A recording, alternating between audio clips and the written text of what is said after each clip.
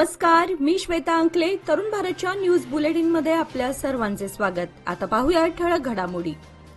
पंतप्रधान नरेंद्र मोदी यांनी गुजरातमधील वंतारा येथील वन्यजीव बचाव, पुनर्वसन आणि संवर्धन केंद्राचं आज जागतिक वन्यजीव दिनानिमित्त उद्घाटन केले. यावेळी पंतप्रधान मोदींनी सिंह आणि बिबट्याच्या पिल्लांना दूध पाजले आणि विविध घटनांमधून वाचवलेल्या अनेक प्राण्यांनाही भेट दिली. वंतारामध्ये 2000हून अधिक प्रजाती आणि 1.5 लाखांहून अधिक बचावलेले अधिवास धोक्यात असलेले प्राणी राहतात. या काळात पंतप्रधानांनी अनेक सुविधांचा आढावाही घेतला. या दरम्यान पंतप्रधान आशियाई सिंहाचे शावक, पांढरे सिंहाचे शावक, दुर्मिळ आणि धोक्यात असलेल्या हिम बिबट्याचे शावक, कॅरॅकल शावकांसह अनेक प्रजातींसोबत खेळताना दिसले. शहरात प्रस्तावित रिंग रोड आणि राष्ट्रीय महामार्गाच्या कामांना वेग द्यावा अशी सूचना खासदार जगदीश शेट्टर यांनी जिल्हाधिकारी कार्यालयात झालेल्या बैठकीत दिली. मंगळवारी विशेष भूसंपादन अधिकारी आणि केआयडीबी अधिकाऱ्यांसोबत झालेल्या बैठकीत शेट्टर यांनी रामनगर ते लोंढा या 10 किलोमीटर रस्त्यावर वाहतूक समस्येबाबत चिंता व्यक्त केली. त्यांनी सांगितले की या मार्गावर वाहतूक समस्या मोठ्या प्रमाणावर वाढली आहे आणि यावर लवकरात लवकर तोडगा काढण्याची आवश्यकता आहे. या समस्येचे निराकरण वेळेत झाले नाही तर नागरिकांना अधिक त्रास सहन करावा लागेल असे त्यांनी सांगितले. जिल्हाधिकारी मोहम्मद रोशन यांनी सांगितले की रिंग रोडसाठी सुमारे 400 एकर जमीन बाळेकुंद्री, झाडशहापूर आणि इतर ठिकाणी संपादन करण्याचे नियोजन आहे. यासाठी जिल्हा प्रशासनाकडे आवश्यक निधी उपलब्ध असून कामांना सुरुवात करावी असे निर्देश त्यांनी अधिकाऱ्यांना दिले. चिकोडी, बागलकोट, विजापूर जिल्ह्यात पकडलेला चरस, गांजा व नशेसाठीचे पदार्थ अबकारी खात्याने सोमवारी नष्ट केले. बेळगाव तालुक्यातील नावघे येथील एका केमिकल कारखान्यात हे पदार्थ नष्ट करण्यात आले. याबाबत माहिती अशी की बेळगाव विभागातील बेळगाव उत्तर जिल्हा असलेल्या चिकोडी विभागातील 421.168 किलो गांजा, 1.915 किलो चरस, बागलकोट जिल्ह्यात पकडलेला 78 किलो गांजा, विजापूर जिल्ह्यात पकडलेला 90.44 किलो अफीम, 106.732 किलो गांजा, 4 फोफी सीड्स अशा नशेसाठीचा अवैध माल अबकारी खात्यांकडून नष्ट करण्यात आलाय. मुले वाचत नाहीत अशी तक्रार करणाऱ्या पालकांनी प्रथम आपलं वाचन किती आहे याचं आत्मपरीक्षण करावं. आपल्या घरामध्ये जे वातावरण आहे त्याचाच प्रभाव मुलांवर पडतो आणि ते तसेच अनुकरण करतात. पालक सतत मालिका बघत असतील व मोबाईलमध्ये गर्क असतील तर तेच संस्कार त्यांच्या मुलांवर होतील. हलणारी दृश्ये मुलांवर परिणाम करतात. मुलांनी काय करावं हे आपणच ठरवून त्यांच्या हाती पुस्तकांचा खजिना द्यायला हवा अशी अपेक्षा अभिनेत्री मृणाल कुलकर्णी यांनी व्यक्त केली. लोकमान्य मल्टीपर्पज कोऑपरेटिव्ह सोसायटीतर्फे एसकेई सोसायटीच्या आरपीडी व जीएसएस कॉलेजच्या आवारात लोकमान्य बाल ग्रंथालय व बाल सिनेमा थिएटर सुरू करण्यात आले. काल सोमवार दिनांक 3 मार्च रोजी सायंकाळी अभिनेत्री मृणाल कुलकर्णी यांच्या हस्ते उद्घाटन करण्यात आले. व्यासपीठावर शिरीष फडतरे, पर्यावरणप्रेमी डॉक्टर मेधा ताडपत्रीकर, अॅडव्होकेट रुचिर कुलकर्णी, लोकमान्य सोसायटीचे चेअरमन डॉक्टर किरण ठाकूर, उपाध्यक्ष अजित गरगट्टी, संचालक पंढरी परब आदी मान्यवर यावेळी उपस्थित होते. हिंडलगाव मध्यवर्तीय कारागृहातील मोबाईल जॅमरच्या वाढवलेल्या रेडियस क्षमतेमुळे आसपासच्या गावांमध्ये मोबाईल नेटवर्कच्या मोठ्या अडचणी निर्माण झाल्या आहेत. या समस्येवर त्वरित उपाययोजना व्हावी अशी मागणी ग्रामपंचायतीचे पदाधिकारी, विविध संघटना आणि स्थानिक नागरिकांनी केली आहे. याच्या निषेधार्थ मंगळवारी सकाळी हिंडलगाव ग्रामपंचायतीच्या पदाधिकाऱ्यांनी, नागरिकांनी आणि इतर संघटनांनी कारागृहासमोर मुख्य रस्त्यावर रास्ता रोको आंदोलन केले. या जॅमरच्या रेडिएस क्षमतेमुळे हिंडलगाव आणि आसपासच्या 4-5 किलोमीटरपर्यंतच्या गावांमध्ये मोठ्या प्रमाणात नेटवर्क अडचणी निर्माण होऊ लागल्या आहेत. या बदलामुळे ग्रामपंचायतींचे दैनंदिन कामकाज, बँकिंग सेवा, सरकारी कार्यालये आणि ऑनलाईन शालेय शिक्षणावर प्रतिकूल परिणाम होतोय. गुगल पे, फोन पे आणि इतर डिजिटल पेमेंट सिस्टीममध्ये अडचणी येत आहेत. या समस्येवर कार्यवाही करण्याची मागणी करण्यात आली. बेळगाव शहरातील खासगी मार्केट अर्थात बाजारपेठेमध्ये भाजीपाला, फुलं, फळं, चिंच, केळी वगैरेंची होणारा होलसेल व्यापार सरकारच्या एपीएमसी बाजारपेठेत केला जावा आणि त्या माध्यमातून कोट्यवधी रुपये खर्च करून उभारण्यात आलेल्या व सध्या ओस पडलेल्या एपीएमसी मार्केटचा उत्कर्ष साधावा अशी मागणी भारतीय कृषक समाजातर्फे एका निवेदनाद्वारे जिल्हाधिकाऱ्यांकडे करण्यात आली आहे. सोमवारी जिल्हाधिकारी कार्यालयासमोर जोरदार निदर्शने करून उपरोक्त मागणीचे निवेदन सादर करण्यात आले। यावेळी मोठ्या संख्येने शेतकरी, व्यापारी उपस्थित होते।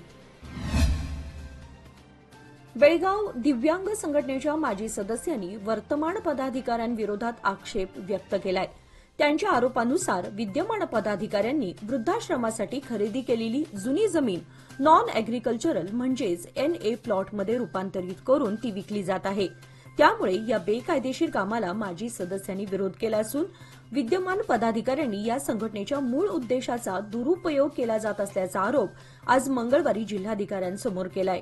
त्यामुळे दोषींवर कडक कारवाई करावी अशी मागणी जिल्हाधिकाऱ्यांकडे निवेदनातून करण्यात आली। यावेळी बेळगाव दिव्यांग संघटनेचे अशोक बांदिवडेकर, परशुराम मन्नूरकर, चंदू वड्डर, अशोक बंदिवडेकर, पुंडलिक कुंभार आदी सदस्य उपस्थित होते।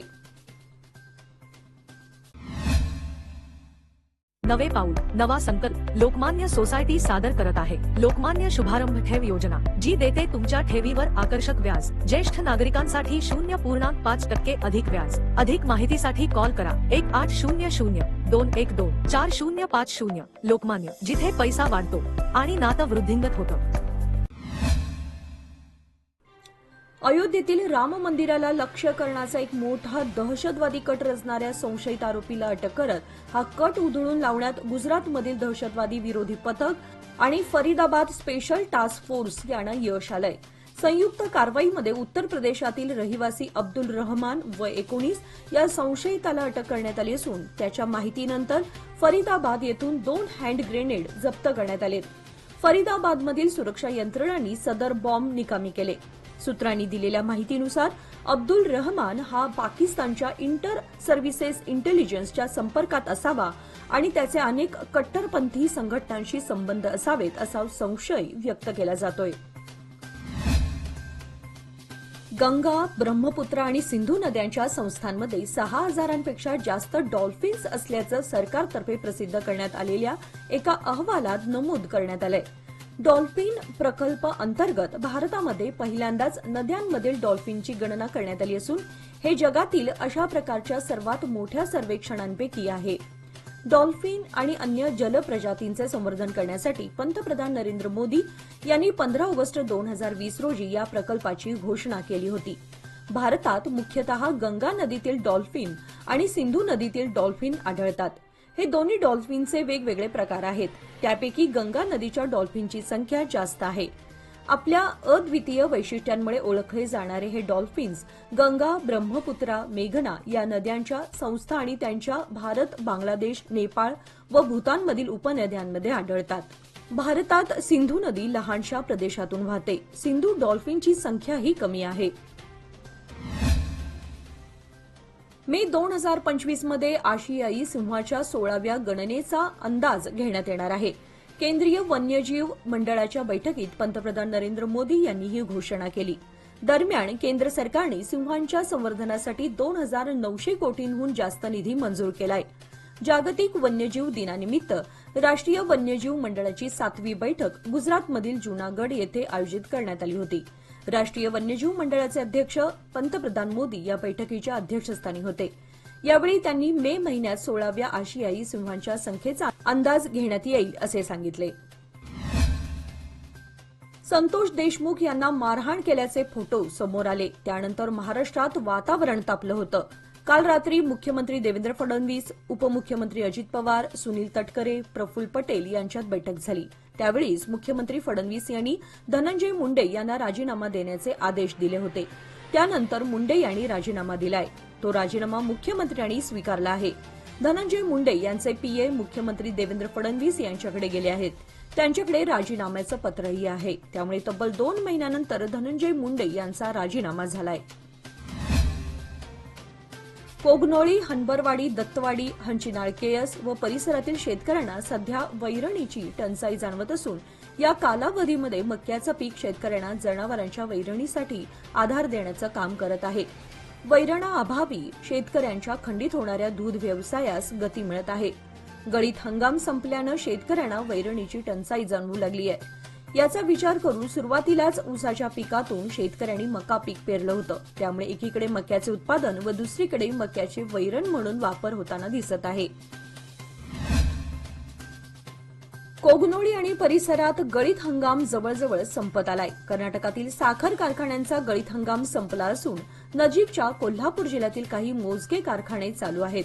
मल्टी स्टेट कायद्याखाली महाराष्ट्रातील साखर कारखान्यांना कर्नाटकातील शेतकरी सभासद असून काही मोजकाच ऊस शिल्लक आहे.